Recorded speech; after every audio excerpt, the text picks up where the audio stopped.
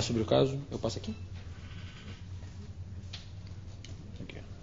Bom, trata-se de um paciente masculino, 76 anos, que num autoexame percebeu um volumoso massa abdominal, tá? E não havia nenhum outro sintoma relacionado. Apresentava como comorbidades hipertensão arterial, diabético, de mais importante era um coronariopato submetido a angioplastia coronária com stent cerca de 1 ano antes. E um outro dado que não está aqui é um paciente obeso. Tá? E aí, bom, foi solicitada uma tomografia que evidenciou um grande aneurisma de aorta abdominal, e aqui a gente vê que o aneurisma de aorta abdominal englobava também a artéria ilíaca comum direita, a artéria ilíaca comum esquerda e a artéria ilíaca interna esquerda, a hipogástrica esquerda. Com base nos exames tomográficos, a gente costuma fazer esse desenhozinho, que é uma pequena reconstrução do que seria o aneurisma. Então, ele tinha um volumoso aneurisma de 80 e poucos, 8, poucos centímetros, tá? Tinha um aneurisma, ectasia da ilíaca comum direita, da ilíaca comum esquerda e da hipogástrica esquerda. E aí surgiu um paciente com alguma comorbidade, onde a gente tinha uma ideia inicial de fazer o tratamento endovascular, surgiu um problema, que era como que a gente ia fazer, apesar de ele ter um colo proximal bom, de cerca de 2 centímetros, o que a gente ia fazer com relação às hipogástricas. Tá?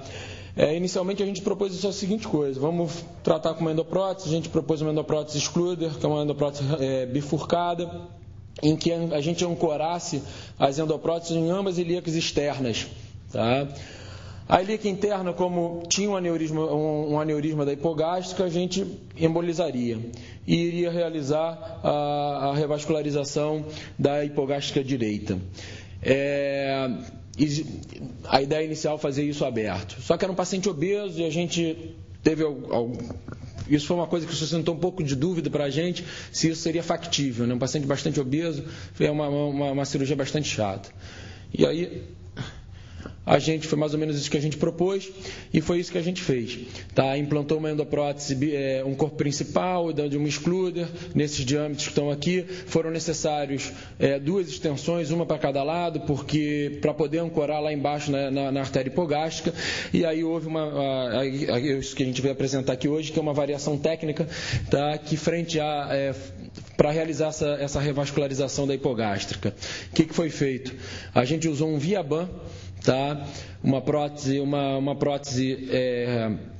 autoexpansível, tá? Que a gente, sobre um acesso pequeno à ilíaca externa e à ilíaca interna, a gente realizou a punção sobre visão direta da ilíaca interna, tá? Botando um Viaban de modo que ele tivesse parte dentro da artéria, parte do lado de fora, e o segmento distal do Viaban a gente anastomosou na ilíaca externa. Isso foi uma solução para fazer o procedimento de maneira mais rápida, com uma incisão menor, com menor trauma. Tá? E aí foi isso que foi feito. Tá? Aqui a gente está vendo, essa aqui é a ilíaca comum saindo aqui, a hipogástrica que a gente dissecou um pouquinho, não precisou dissecar grande coisa, tá? E a ilíaca externa aqui, com uma bainha 9F, puncionamos a ilíaca interna, que é isso que a gente está vendo aqui, o mais proximal possível. Fizemos arteriografia e pela arteriografia a gente vê a hipogástrica com todos os seus ramos. E aí a gente foi continuar o tratamento com o implante da endoprótese, da prótese Viaban pela bainha. Aqui a prótese já posicionada dentro da ilíaca interna, tá? E aqui o balonamento, onde a porção que ficou estrangulada, porque parte da prótese estava dentro da artéria, parte fora. E essa parte que estava estrangulada foi balonada com um catéter balão. Tá? Isso é um Viaban 9 por 150, e aí foi feita a anastomose proximal, tá? Uma anastomose simples na ilíaca externa, e esse aqui foi o aspecto final. Com certeza irá sustentar a dúvida se essa anastomose foi feita com facilidade. Eu já adianto que foi feita com extrema facilidade, mas muito fácil de trabalhar com o Viaban, uma anastomose feita com Prolene 5.0. Tá? E esse aqui é o controle final, mostrando toda a ilíaca interna perfundida. O exame de controle no pós-operatório, a gente vê a prótese bem posicionada, a endoprótese bem posicionada na aorta e o Viaban fazendo aqui a ponte para a ilíaca interna. E nos cortes tomográficos, essa aqui é a ilíaca interna que foi embolizada, a ilíaca interna esquerda e a ilíaca interna direita, onde você pode ver a ilíaca externa aqui, a prótese que está servindo como ponte e aqui o ramos da ilíaca interna que se mantém perfundidos.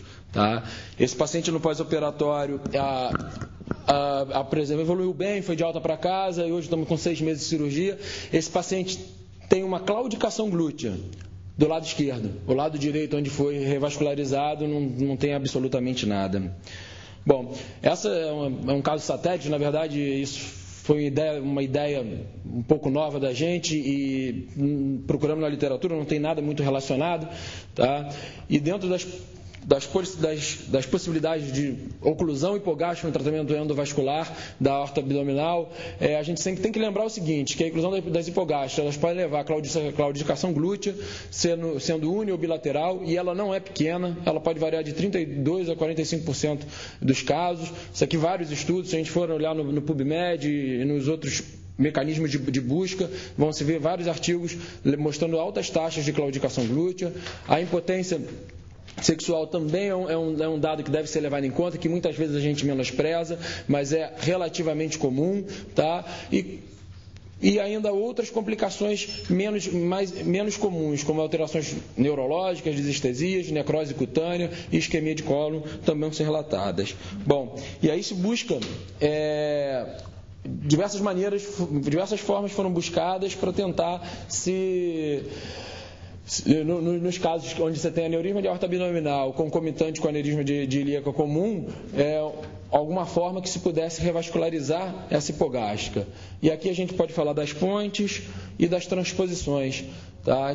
Que em alguns pacientes, em algumas anatomias mais complicadas, são bastante difíceis de serem realizadas, tá? Bastante trabalhosas, difíceis eu não diria, mas bastante trabalhosas, muitas vezes você necessitando de incisões maiores, tá? Outros autores preconizam, na verdade, que os aneurismas concomitantes de aorta de ilíaca comum seria indicação para uma aorta unilíaca, uma prótese cruzada e a oclusão contralateral. Tá? É realmente uma possibilidade, mas você vai fazer uma cirurgia não tão anatômica. Tá? Ainda dentro dessa linha das aortas unilíacas, outros autores, além da oclusão da ilíaca comum, preconizam botar uma prótese derivando da ilíaca externa para a ilíaca interna. Também uma cirurgia não anatômica. A outra possibilidade é nos casos onde você não tem necessariamente um aneurisma da ilíaca comum, e sim uma ectasia da ilíaca comum, você pode fazer um bell bottom, ou seja, uma prótese distal com a boca bastante alargada que pudesse acomodar na ilíaca comum. Nesse caso não era possível, a gente tinha uma ilíaca comum que chegava a 28, a gente não tem prótese de 30 de bell bottom, ou seja, não era possível, não era factível fazer esse tipo de técnica. E ainda Peuty Leão, em São Paulo, descreveu essa técnica em que ele cerca a ilíaca comum. Bom, isso não me simpatiza muito. E mais recentemente, tem as possibilidades das próteses ramificadas, que realmente seria uma solução, mas ainda não estão totalmente comerciais, não estão completamente disponíveis para a gente no mercado. Bom, a intenção da gente aqui, na verdade, era mostrar uma variação técnica para a revascularização da hipogástrica nos aneurismas de aorta abdominal que englobassem a ilíaca comum e você tivesse que ir estendendo a prótese até a ilíaca externa. Tá? Não há nenhum relato na literatura, na verdade isso é um caso satélite, tá? E é uma alternativa, né, que pode ser feito no aneurisma de aorta abdominal envolvendo as artérias ilíacas. Era só isso.